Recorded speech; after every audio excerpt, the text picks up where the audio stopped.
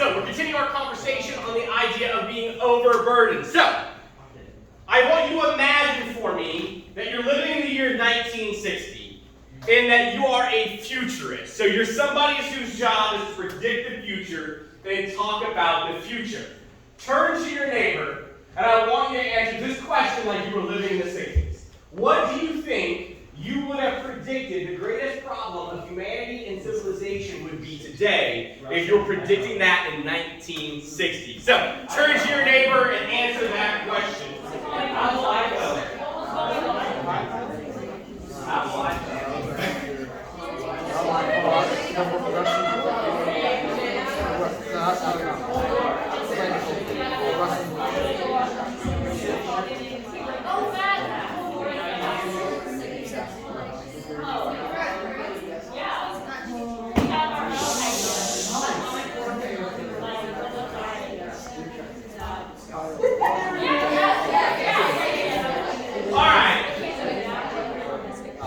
Alright, work your way back in for me. So, if we were to go back to 1960 and have a futurist answer that question, the answer they would have responded with would have been that there would be too much leisure and too much free time. So in other words, that in the future, in our day and age, Americans, Westerners, civilization of the world would work less and have more free time to the point where that we would have so much free time that it would be a problem.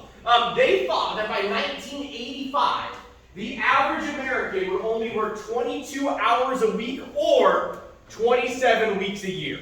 So if you do the math on 27 weeks a year, that means we would all get 25 weeks of vacation every year. So we'd be working a little more than half a year. They thought that with that, we would have too much free time.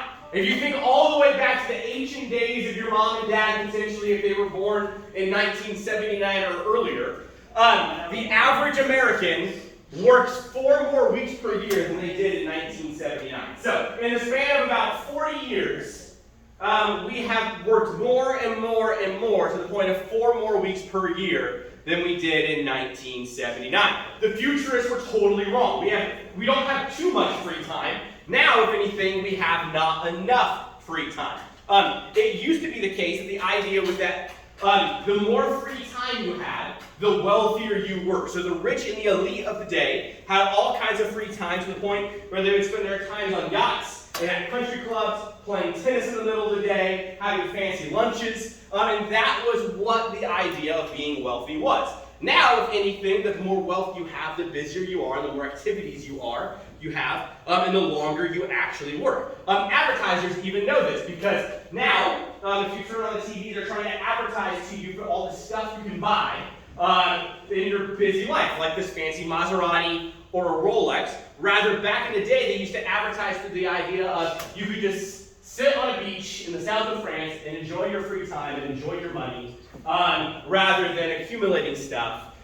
Even advertisers have figured it out. Because just a century ago, the less you worked, the more status you had. Yet today, it's almost the exact opposite. The higher status you have, the more you actually work.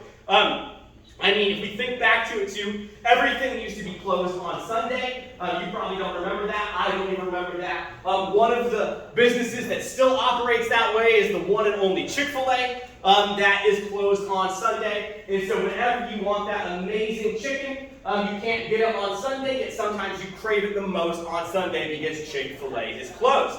But what we have done in the midst of all of that, by opening everything on Sunday or working more, is we've lost a day for rest, but we've also lost a chance for our souls to open up to God. So tonight, we're going to talk about the idea of Sabbath. So take your Bible and turn to Matthew 11, 28 through 30. We are opening back up in this passage yet again tonight because this is where we need to camp out to start our conversation. So Matthew 11, 28 through 30 says this. So Matthew 11, 28 through 30 says this. Jesus teaches us, "Come to me, all who labor and are heavy laden, and I will give you rest. Take my yoke upon you and learn from me, for I am gentle and lowly in heart, and you will find rest for your souls. For my yoke is easy and my burden is light." So tonight our big idea is we're going to talk about the power of Sabbath. We'll explain what that means tonight, but the power of Sabbath is our big idea. There's a quote that I love by the psychologist Carl Jung, who says this: "Hurry is not of the devil, hurry is the devil. Hurry is not of the devil, hurry is the devil." The reason why I want to talk about the power of Sabbath tonight is I want to help us fight the devil. I think that when we can slow down and not hurry, we have the ability to fight the devil. So we're going to talk about Sabbath. And we were going to watch a video, but I'm taking that out, and that was loud. So, take your Bible and turn to Genesis 2. So, we're going all the way to the beginning of the story. So, beginning of the Bible, Genesis chapter 2. We know, Jane. Okay, Jack. So, we're going to start off tonight by talking about the Sabbath, and I want you to know what the Bible has to say about the Sabbath. And it can be traced all the way back to Genesis chapter 2, verses 1 through 3. So, right before this, what we see in Genesis 1 is God creates the world. And after every day when he creates something for the first 5 days, he says, and it was good. He created it, and the day was good. Then day 6 comes around. He creates man and woman, humanity, and he says it was very good. Then we fast forward to Genesis 2, and we get to day 7. And Thomas, read verses 1 through 3 for me. Both the heavens and the earth were finished, and all that hosted them. And on the seventh day, God finished his work that he had done. He rested on the seventh day from all his work that he had done. So God blessed the seventh day and made it holy, because on it God rested from all his work that he had done in creation. So, what we see here is for the first 6 days, God works. Then on day 7, he rests. And so built into the foundation of our society, of creation, of following Jesus, is we're supposed to work for 6 days and rest for 1. That's the way that God intended it, and God himself rested. And this has always hit me kind of funny, because the way I looked at it even when I was growing up was the idea, if God is God, why did he need to rest for creating the world? Did he actually get tired from it? Like, what was the point behind it? And it's why I love passages of the Bible like this, because it pulls us into such a bigger thing that we see that in this, God is trying to show us how we're supposed to live in the midst of the world that he created. Because he made the world, he declared it good, but then on day 7, he decided to put his feet up, stay in his PJs, go out to his porch, and drink and sip his little lemonade with a little umbrella in it, and just enjoy his creation and sit back and relax. And so what we see in this is that we are not meant to work nonstop, whether that's school, whether that's work, whether that's chores. We are not meant to do that nonstop, no matter what society or culture throws at us. We don't just wake up, go to work or school, and sleep. Because while sleep is resting, sleep in itself is different than a day off and different than actual rest. So now we're going to fast forward to the book of Exodus. So we're going to be in Exodus chapter 20, verses 8 through 10. Exodus 20 is the 10 Commandments. So we're going to be in Exodus 20, verses 8 through 10.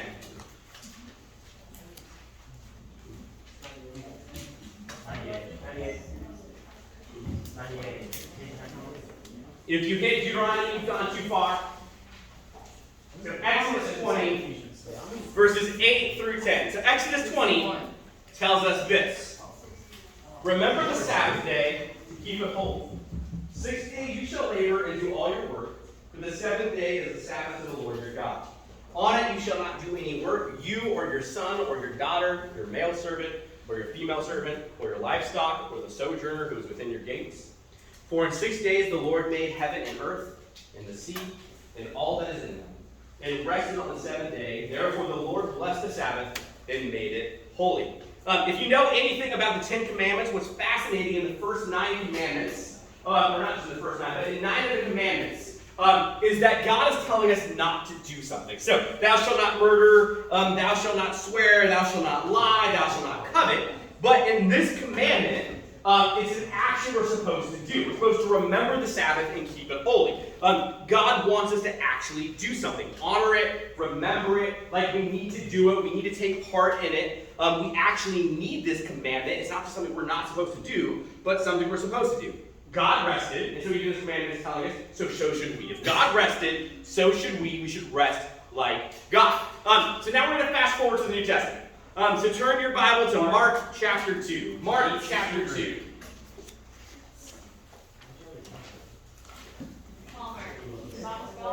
Mark chapter 2. And we're going to fast forward to the story about Jesus.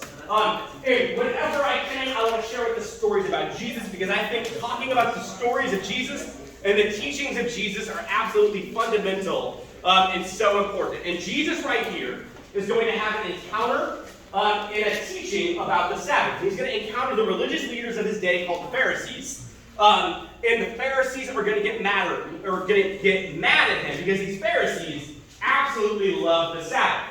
And they maybe love the Sabbath a little too much, or you could argue they didn't actually love the Sabbath. They were just afraid of the consequences of what would happen to them if they didn't actually keep the Sabbath. And so these Pharisees created all kinds of rules and laws to go around the Sabbath and what they could and could not do, where it became regimented and legalized. So Mark 2:23-24 is the start of this encounter. One Sabbath, Jesus was going through the grain fields, and as they made their way, his disciples began to pluck heads of grain. And the Pharisees were saying to him, "Look, why are they doing what is not lawful on the Sabbath?" So let's pause here real quick. Like I said, the Pharisees are mad at Jesus. They're claiming that the disciples and Jesus are working. So certain aspects of the Sabbath keeping involve, for instance, no cooking. So you're not allowed to cook on the Sabbath because that would be working. And the reason behind this is the rabbis of the day decreed that one not only should avoid forbidden acts, but also must not do anything that resembles a prohibited act, or could be confused with a prohibited act, is a habit linked with a prohibited act, or something that usually leads to a prohibited act. So this is called putting a hedge or putting a fence around the law, the Bible, the Old Testament, the Torah, the Ten Commandments, because these religious leaders valued it so much, they wanted to be as far away from sin as humanly possible. So if that meant they had to not do something that maybe they could do, they were willing to do that. Which I just want to show us some of the acts. So on the Sabbath, there were 39 different categories of life that you weren't allowed to do. We're not going to look at all 39 categories. I just want to point out some of my favorite ones that are underlined. So you couldn't make two loops. So in other words, you couldn't tie your shoes. Is kind of how that plays out, because that would be deemed work.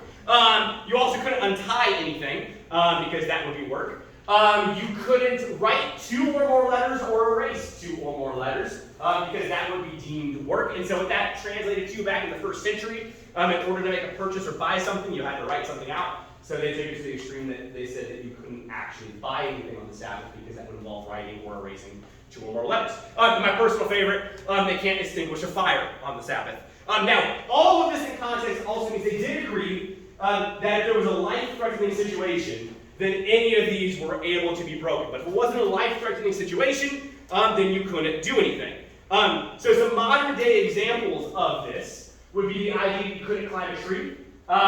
You can't add fresh water to a vase of cut flowers. You can't separate good fruit from spoiled fruit. You can't brush dried mud from your boots or clothes. Ladies, you can't apply makeup on the Sabbath, so you got to go to sleep wearing makeup or just not wearing any. You can't braid your hair. You can't sharpen. I don't remember what that one said. Oh, sharpen your pencil. So sharpening your pencil, if any of you still use pencils, that is not allowed on the Sabbath. You can't open an umbrella or unfold a screen. You can't switch off a light. You can't set or wind a clock or watch. And if you're somebody like me who wears glasses, you can't take them off once you put them on, or you can't put them on if you didn't already have them on. So these are all examples of how serious that Pharisees and religious leaders were telling their people that they took the Sabbath because they wanted to avoid even the semblance of work. And so, we're going to pick up the story now in Mark 2, verses 25-26.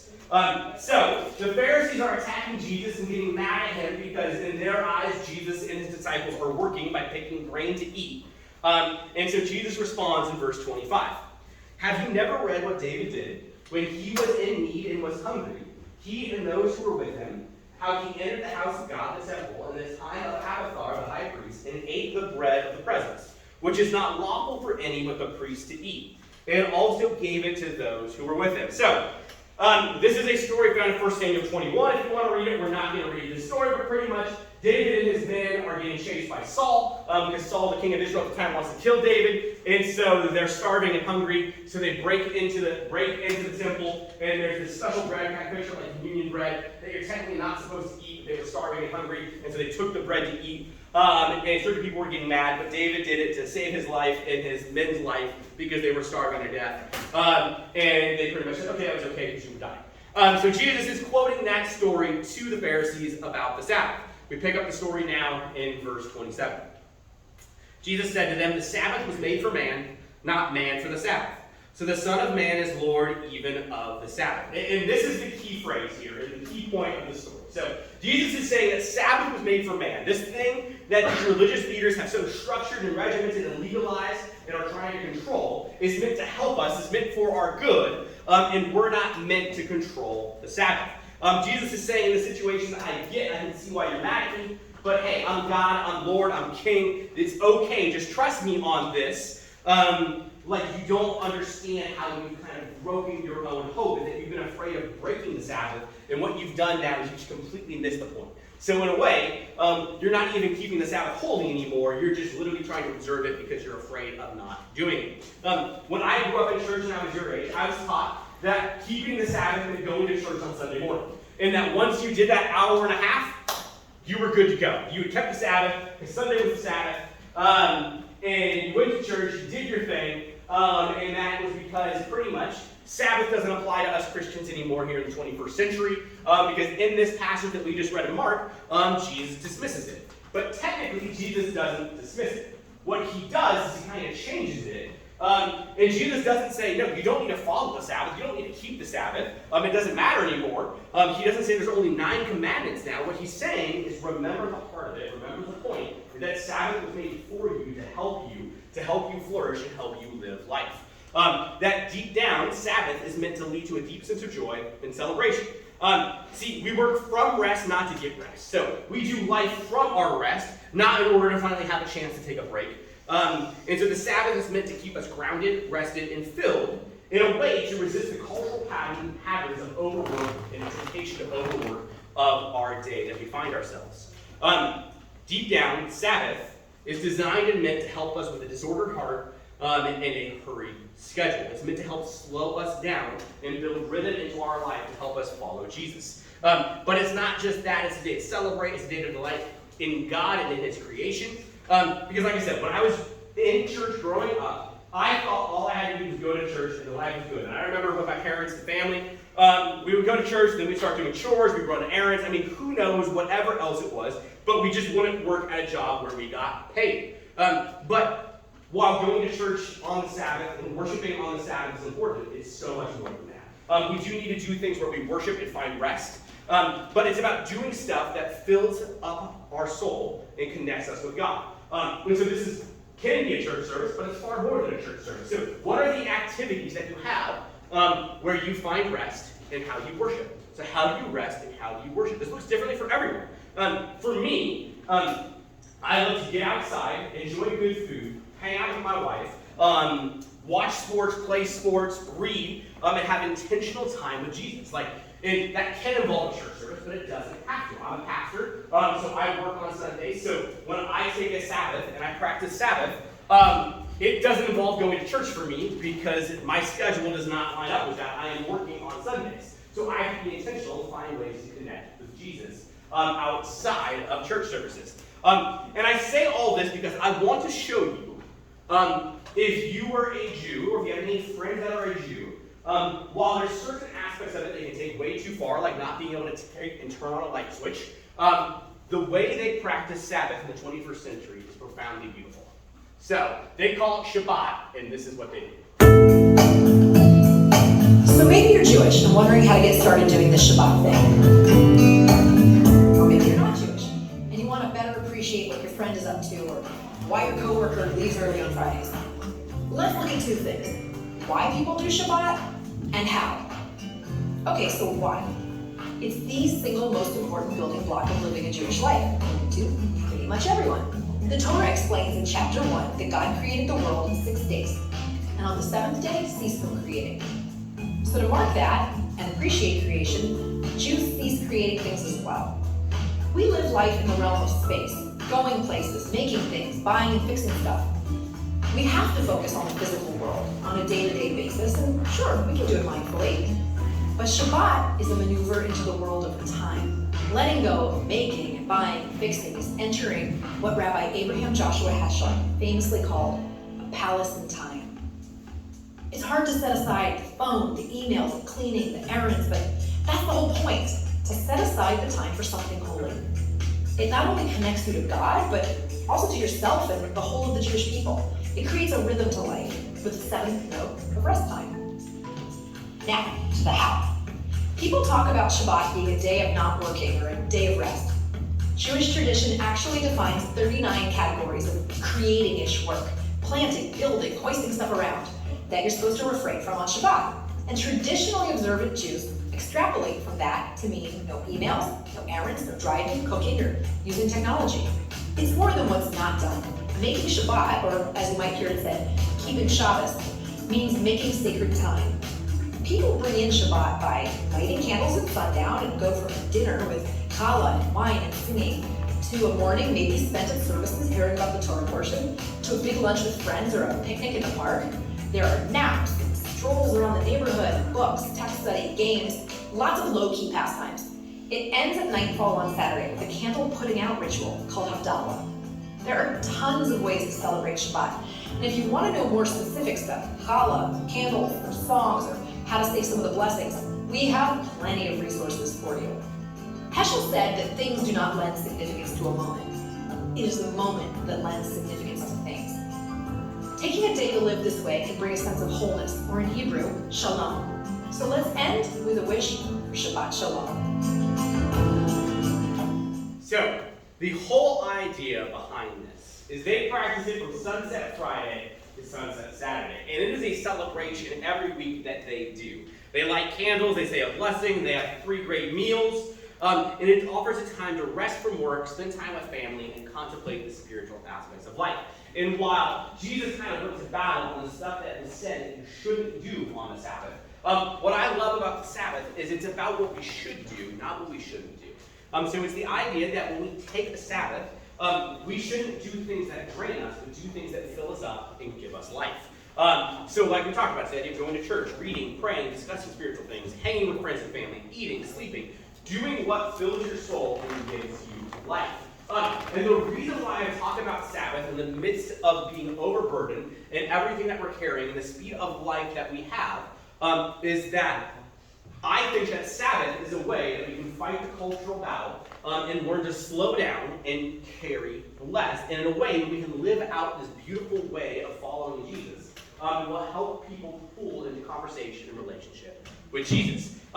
Because deep down, following Jesus is about our formation and not goals. So in society, I feel like a lot of what society and culture wants us to do is check boxes, accomplish a lot, and have the greatest, biggest, brightest resume we can have. But culture doesn't necessarily care about the type of person that we become. Following Jesus cares more about the type of person we become and the process we're going through than the destination that we arrive at. And I think that hurry, the busyness of life that we encounter in the 21st century, that you all encounter in the 21st century, is a form of violence on our soul. That our speed of life is harming us, it's hurting us, and that our over-busy, hurried speed of life that we now find normal here in the Western world is absolutely burdening us down and weighing us down and hurting us. And Sabbath is a way of saying enough, it's a way of stopping.